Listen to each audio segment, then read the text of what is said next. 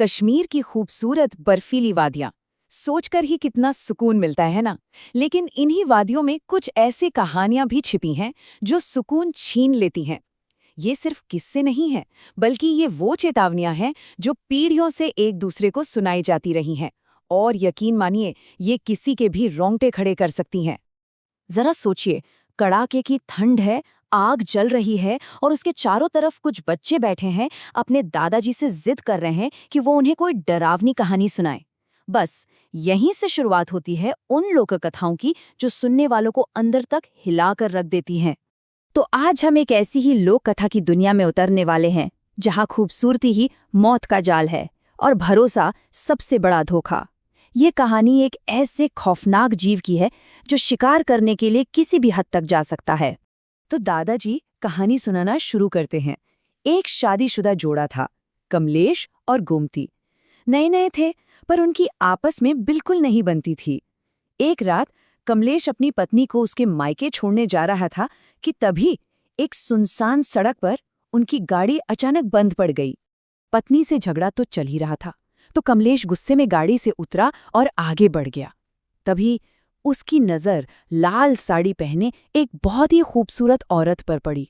उसका आकर्षण कुछ ऐसा था कि कमलेश सब कुछ भूलकर, मतलब अपनी पत्नी, खराब गाड़ी, सब वहीं छोड़कर उसके पीछे पीछे चल दिया। अब कमलेश की पत्नी उसे ढूंढते ढूंढते एक गुफा तक पहुंची। वहां उसने जो देखा वो शायद वो अपनी पूरी जिंदगी नहीं भूल पाएगी। वो खूबसूरत औरत अब एक भयानक डायन बन चुकी थी और कमलेश जमीन पर बेजान पड़ा था। ये थी रांतस की पहली और सबसे खौफनाक झलक। चलिए अब हम चलते हैं अपनी असल कहानी पर, रणविजय की कहानी पर। रणविजय कश्मीर घूमने आया था, अपने दोस्त मोहित के घर। उसे क्या पता था कि ये छुट्टियां उसकी जिंदगी का सबसे मुश्किल इम्तिहान बनने वाली थीं। एक शाम रणविजय सिगरेट पीने के लिए घर से बाहर निकला और पास के बस स्टॉप पर चला गया। वहां उसे एक लड़की मिली, बहुत खूबसूरत।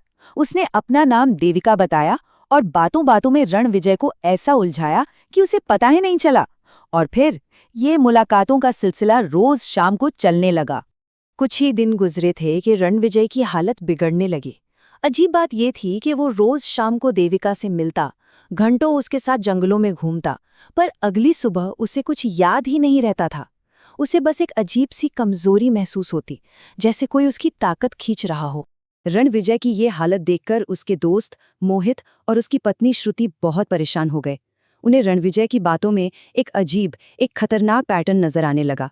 एक ऐसा पैटर्न जो कश्मीर की एक बहुत पुरानी और डरावनी कहानी से मिलता जुलता था। श्रुति ने जोर दिया तो मोहित ने रणविजय की गर्दन के पीछे चेक किया और वहां जो दिखा उससे उनके होश ही उड़ गए। गर्दन पर 2 छोटे छोटे निशान थे, ठीक वैसे जैसे किसी ने दांत गड़ाए हों। उन्हें जो डर था वो अब हकीकत बन चुका था। रांतस कश्मीरी लोक कथाओं की कैसी डायन है जो पहाड़ी इलाकों की गुफाओं में रहती है। इसका काम ही है जवान लड़कों को अपने जाल में फंसाना।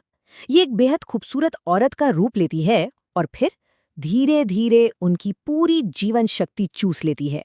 और हाँ, रांतस का शिकार करने का एक तरीका है, एक पूरा प्रोसेस। वो 7 दिनों तक अपने शिकार को धीरे धीरे खत्म करती है। रोज उसकी थोड़ी थोड़ी ताकत खींचती है, उसकी याददाश्त मिटाती है ताकि वो किसी को कुछ बता ना पाए। और 7वें दिन जब वो इतना कमजोर हो जाता है कि हिल भी नहीं सकता, तब वो उसे मार डालती है।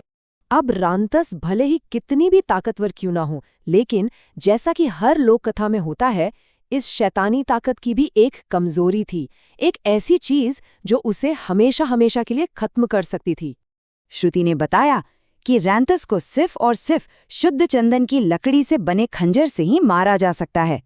उसने कहीं से एक खंजर मंगवाया और रणविजय को दिया और कहा कि उसे ये देविका पर इस्तेमाल करना ही होगा।